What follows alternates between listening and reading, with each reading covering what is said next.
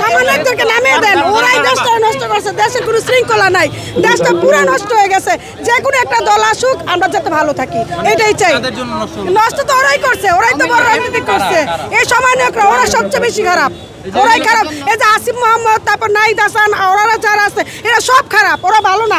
ওরা রাজনীতিকে ব্যবহার করে ওরা এগুলো কি করছে, ওরা যাতে বেশি খারাপ। যে মানুষ 5 টাকা দিয়ে এক কাপ চা খাইতে কিনা খেতে পারে না, সে এখন প্লেনটা চলে কেন চলে? অবশ্যই এগুলা ওদেরই কাজ সাজি। মানুষের মৃত সার্টিফিকেট, সেই মৃত সার্টিফিকেট আমরা পাই না। প্রত্যেকটা এলাকার রাস্তাঘাট আপনার ভাঙা, এখনো রাস্তাঘাটের কোনো উন্নয়ন নাই, তাহলে মানুষ জনদুর্ভোগে আছে।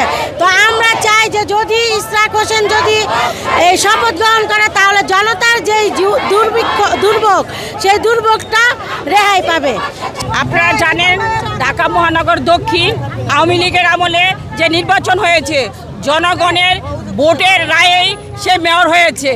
তারপরে হাইকোর্টের রায় দিয়েছে যে শপথ নেওয়ার জন্য।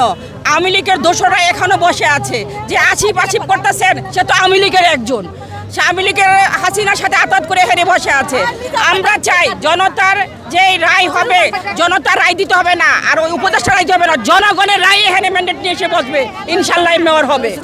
ইশরাক ভাইকে ক্ষমতায় দিলে হয়তো ওনারা ষড়যন্ত্র করতেছে, যদি আমাদের বিএনপির কোনো কর্মী ক্ষমতায় যায় বা ওনাদের যদি মেয়রে শপথ গ্রহণ করে, তাহলে ওনারা এটা দুর্বল মনে করতে পারতেছে।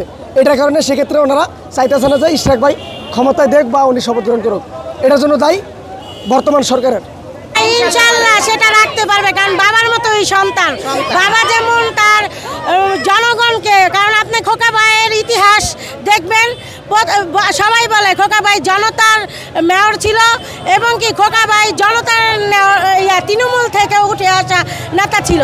তার সন্তানের কাছে অবশ্যই সবাই যেতে পারবে, কারণ আমি যতটুকু কাছ থেকে ইশরাক হোসেনকে দেখছি, কারণ সে অত্যন্ত একটা সুন্দর মনের মানুষ এবং কি একটা মেধাবী সন্তান।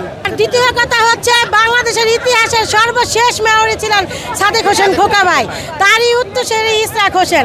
তাহলে যোগ্য পিতার যোগ্য সন্তান, তাহলে এখানে বাবা এবং ছেলে দুজনেই সমানে সমান।